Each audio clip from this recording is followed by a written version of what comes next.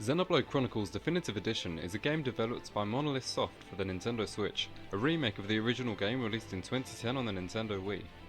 Widely considered a classic masterpiece among the small crowd of those who have played the original, its gripping story, detailed world building and fantastic music leaves players adoring the adventure of Shulk discovering the Monado secrets. Despite this, however, the game wasn't without flaws. Its low quality graphics and character models, combined with an extreme lack of guidance on all of its 480 quests, would often leave the player feeling like the full experience couldn't be appreciated properly. However, this remake has allowed for those weaker areas to be entirely turned around, with new expressive models, a resolution to do the game's expansive areas justice, clear side quest tracking and various other UI changes. Xenoblade Chronicles has finally been able to shine in the light it always deserved. Not only this, but Monolith also announced a new epilogue story in the lead up to the game's release on May 29th, dubbed Future Connected, a unique story taking place a year after the main plot and focusing on protagonists Melia and Shulk. This review of the side story will be spoiler free for both events around visiting Alchemoth in the main game and the epilogue story, so there's no need to worry about any major plot relevant details, though I'd strongly recommend you don't play this yourself until you've beaten the main game, as it spoils a crucial amount of plot. I'd like to preface this review by expressing that this is merely my outlook. I have a relatively good knowledge of the main campaign, having 100%ed the original over the course of 300 hours, as well as spending hundreds more outside of actual game content. I have also completed every side quest in Future Connected, having done so on Twitch, which I'll link in the description. Regardless of this though, please excuse that I'm not familiar with giving reviews, and will be voicing my opinion in certain areas. Without further ado, let's get into things.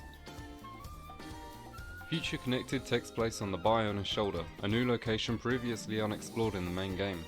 Here you control two familiar faces, Melia the High Entian Princess and Shulk the heir to the Monado, as they crash land into the unknown territory. Adding to the cast are two new characters in the form of Ricky's adorable children, older sister and younger brother Nene and Kino. This team explores the Bionis Shoulder as well as its inhabitants following a new plotline. This new region is fairly large for a singular location in Xenoblade, and it's where you'll spend pretty much the whole campaign outside of small revisits to Alchemoth to face a new foe. You'll be spending your time following the main plot whilst also exploring new and exciting areas and delving into unique side content, all while taking in the fresh atmosphere. You do not deserve my mercy! The gameplay in Future Connected is quite similar to that of the main game, utilising the same battle mechanics such as using your arts to damage your foes. You start things off at level 60, which means you have access to all of your arts and decent stats to get into some deep combat straight away. It could be argued that this is too drastic to immediately send players into things at such a point with no difficulty curve, but at the same time it's expected that you've already beaten the main game in some form to make sense of this new adventure, meaning it instead works as a great way for Xenoblade veterans to get straight into thorough and layered combat as a type of post-game content. And if you're craving a few tougher challenges too, Fog Beasts are a new addition to face off against. Vaguely similar to the also present unique monsters, these corrupted creatures are capable of alerting all nearby life to the battle, creating some new and exciting challenges. Two slight changes made are the absence of visions to slightly enhance difficulty, and the replacement of chain attacks, which is a very notable point. As you recruit Pond Spectres, a feature I'll explain later, your overall battle power builds, with each providing a small bonus. The place they truly shine, however, is when your party gauge reaches its max. Instead of initiating the traditional chain attack, you can select between a heal and debuff bonus, a daze attack, or an all-out strike on the opponents for raw damage, all of which become more potent with more Pond Spectres on your team. Each move is simple to understand and comes with a great series of animations alongside a series of timed button presses. It's not as complex as what we're used to, and honestly, it's great. It was really refreshing to see, and it made battles feel even more satisfying. Your two new partners, Nene and Kino, have direct copies of Ryan's and Sharla's arts respectively from the main game, allowing you to have a tank and a healer in battle to balance out the more attacking role that both Shulk and Melia fill. This is a nice feature as it lets the player get straight into things with a moveset they already recognise, rather than having to take the time to study the ins and outs of new fighter types. A great twist to note on this, however, is some of the immensely charming names given to the copied arts of the Noppon kids. Yogurt Stance instead of Covert Stance, Mild Down instead of Wild Down, and my personal favourite, Ryan's Aura Rage being renamed Hangry. It's such a charming feature for such a charming duo. But anyway, the majority of combat in Future Connected won't differ too far from that which players have already become familiar with. This all works, as with being a shorter story, experienced players won't need to dedicate time to rebuilding the difficulty curve and can get their teeth into the good stuff from the get-go. Now, I'm not going to talk too much about the plot itself, more so just expressing my thoughts on it without giving specific examples. This story puts Melia in the spotlight as the main character, as we often see the events of Future Connected be focused on her perspective and watch as she really takes centre stage in both dialogue and action. After crash landing on the Bionis shoulder, she, alongside Shulk, soon find two of Ricky's children who snuck aboard before continuing off into exploration. As a whole, I've got to say the plot of this epilogue seems a little lackluster to me. Now, don't get me wrong, I'm a devoted fan of Xenoblade's story, even to the point of writing a novel version of it that matches the length of a Harry Potter book. However, things really do fall flat for me here. To look at the positives first, the new characters, Nene and Kino, are great short-term additions to the main cast. I'd personally argue they're the best representation of Noppon we've seen in Xenoblade's history up to this point. They're both constantly super adorable rather than the more annoying Noppon protagonists we've gotten in the past. Tatsu. And yeah, they provide some great wholesome comic relief at just the right moments. The innocence of Kino in particular is refreshing amidst the more mature cast of the main game, and his relationship with Nene is explored to a comfortable point too. As well as this, Melia retains her half-doubtful, half-bold personality, which is proven and developed even further here, which I'm sure fans of her will appreciate considering that the plot often revolves around her. Heart-to-hearts have been replaced by quiet moments, with no affinity requirements as well as no more different options to change the outcome of the conversation. Alike in the main game, these are a really nice touch and help to develop each character just a little bit further. An extra little detail I enjoyed a lot was the choreography in a few of the story's battle cutscenes, where you actually see features of in-game battles, such as Melia using her elementals. Most notably, however, is one character I won't name who returns from the main game with a new perspective dawned on their side of the story. This was a joy to see, as someone who was extremely underdeveloped previously has now been given the chance to shine and show the audience what they're really about. On that note though, things don't stay at that level of appreciation for the plot in the slightest. Firstly, Shulk. In the main game, you get to watch as he struggles to open up and read the emotions of other characters, not wishing to burden them with the pressure of seeing visions and working out the Monado's power while heading out on a grand, emotional journey. In Future Connected, on the other hand, well, he's about as interesting as a documentary on the intricacies of paint drying. For some reason, he's devoid of most of his personality in this story, simply acting as a companion for Melia, aside from very few select lines. There's just such a lack of depth from his character, and it's not like I was expecting a full character arc from him or anything, but it feels so much like they've used his main protagonist status as an empty shell and left his actual character at home. Continuing on, the antagonists in Future Connected are severely lacking in my opinion too. Compared to the main game's list of mostly interesting villains, some of which being of extremely high praise as a result of their backstory and detailed morals, the epilogue lacks any threat that the player could put effort into thinking about for more than a couple of seconds. Like Shulk, the essence of a great main enemy to face off against simply doesn't exist. I was expecting some kind of twist that Monolith likes to pull to really shake things up, but aside from a couple of side quest story sequences, it never happened. It left me sorely disappointed when the final boss had been defeated. The side characters are fine, I guess, with some shining more than others.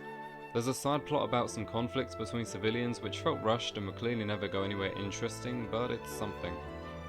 My final complaint with the plot is that the main game doesn't feel referenced enough.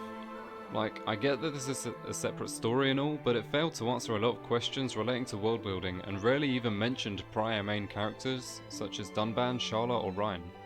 On the flip side point of this, however, Ricky is actually developed greatly. Although not there in person, various quiet moments and dialogue that include his children arguably flesh out the Hieropon's character more than he does as a protagonist himself, so there's at least that for all the Ricky fans out there. Generally, following the plot of Future Connected wasn't necessarily bad, with a largely self-enclosed story that would encourage a player to venture across the Bionis shoulder. However, when comparing to the spectacular stories of Xenoblade 1 and 2, it falls flat in many areas. It's pretty short, so I understand that not every aspect of the journey would reach quite the same prestige, but I couldn't help but say, is that it, when it ended, without anything even coming close to subverting my expectations. The main point that altered this distaste into satisfaction, however, is the insight provided by the art book as part of the collector's edition. It states from Takahashi himself that this scenario isn't simply a new story to be told, but a waystone of sorts pointing towards the future. The events that take place and the words spoken by the characters in Future Connected are links to the future of Xenoblade Chronicles itself. This tells us that, although not an amazing story on its own, this epilogue is more so set up to be a hint for what's to come next in the series. With this in mind, I'm not sure how to dictate the story overall, to be honest, as we don't know exactly how this fits into whatever sequel may come just yet, but it's reassuring to know that there's at least more to come to hopefully change my mind on the grand scheme of things for this short journey. Therefore, if you're planning to play Future Connected for the plot, don't get your hopes up past a fairly simple premise and a cool adventure for now. What is it about science boffins? Always doing whatever they please. Huh? You get told. You probably have it coming. Alongside the main story of Future Connected, the extra content of the game should be considered to assess how good the epilogue really is. I'll say it now, everything from here on out is certainly a step up from what I've said so far. The plot of Future Connected doesn't direct you to every location across the Bionis shoulder, but the side content seems to make sure that you'll not miss out on properly appreciating the area in its entirety. The side quests, although not spectacular, have a fair bit of interest to them along with the decent rewards you might expect, and they're fun to complete. Each one has at least a little bit of story to them, kind of being on par with the upper end of side quests in the main game. These encourage the player to explore everything that the epilogue's location has to offer, sending you into places that the main quest doesn't. Amidst these side quests, there are a few that are actually really cool though, I'll admit, they're definitely worth checking out. Likely the biggest collection of side quests comes in the form of the Pond Spectres, which I've mentioned earlier. These 12 Noppon explorers are scattered across the region, each one giving you a unique side quest as a prerequisite to joining your team. These are entirely optional but a lot of fun and actually useful in battle as mentioned, and they even have a dedicated section of the menu. And if that wasn't enough to encourage you to investigate their antics for yourself, you should know that once recruited, they even follow you in a single line on the overworld. There's something really funny about turning your camera around just to see a conga line of furballs constantly following your lead. One interesting change from the main game is the absence of skill trees, skill linking, party affinity, character affinity, trading, and gem crafting where gems are now received directly from deposits instead. All of this makes the adventure across the Bionis shoulder a lot more streamlined, which is a good thing. These mechanics are much more suited towards a longer game experience, so the removal of them here works to have the player focus on the more interesting side of things. The Collectopedia is also back, but there's not really anything interesting about it to comment on here. The side content of Future Connected will probably end up being over half of your playtime in the epilogue, and it's been made to be a fun experience. If you're looking to 100% this side story like I did, you're going to have a pretty good time doing so. Now, the Xenoblade series is known by fans to excel in the presentation and display that's provided to make everything feel alive. This comes in the form of richly designed areas and consistently outstanding music, and Future Connected follows this trend with brilliance. Firstly, the visuals. The Bionis shoulder is home to some magnificent views, particularly in its open plateaus and large scale. Being only a short feature, it fails to capture a huge variety of cool landscapes, but this is completely fine as the main game delivers that. Instead, the epilogue redesigns the Bionis shoulder as an unused area from the original game, similarly making it look quite stunning in parts. One particular aspect of the scenery to note however is the night sky. I've caught myself just stopping and staring at how majestic it looks time and time again, and it's really the highlight of the visuals. Melia's and Shulk's redesigns are also a nice addition too, honestly making them both look much cooler.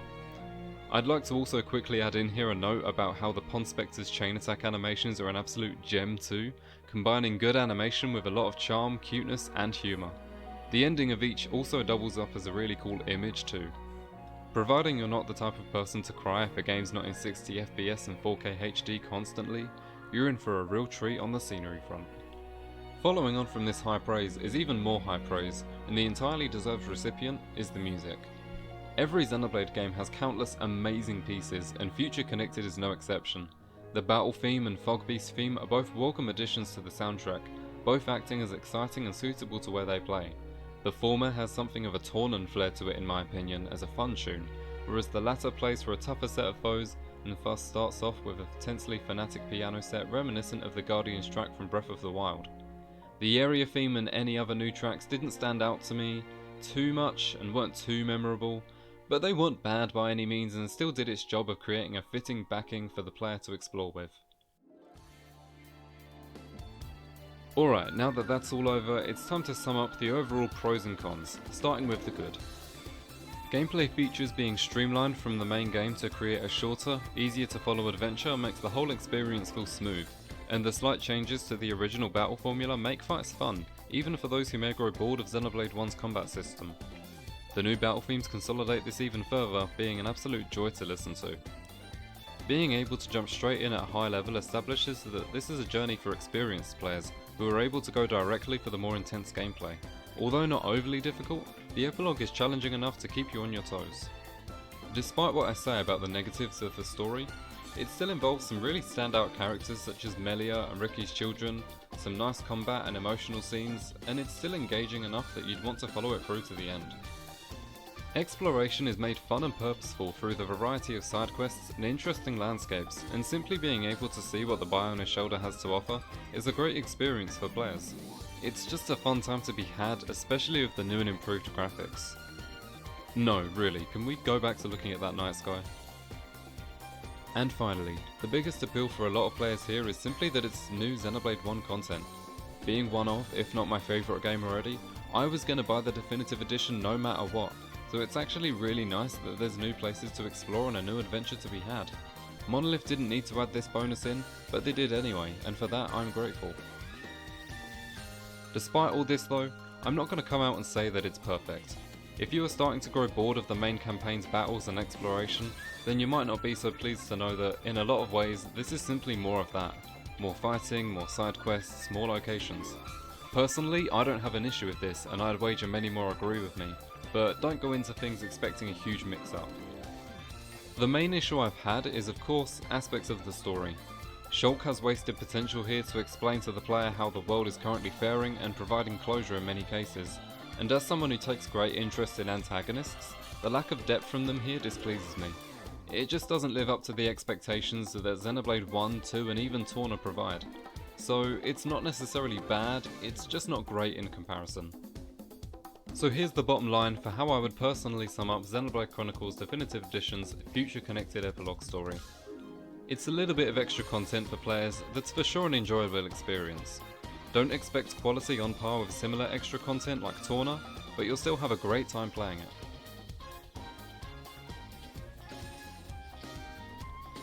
And that's about it from me. Thanks for watching all the way through to the end of the video. This was my first time doing any sort of review, so it might be patchy in areas, but hopefully you got the idea. As for this channel, I'm not entirely sure what direction it's going to go in yet. Chances are I'll be using it to highlight the best parts of my Twitch streams, starting with my future connected experience. Feel free to follow me on Twitch and Twitter, both of which will be linked below, and leave a comment explaining if you agree or disagree with my view. Alright, I'll see you in a bit.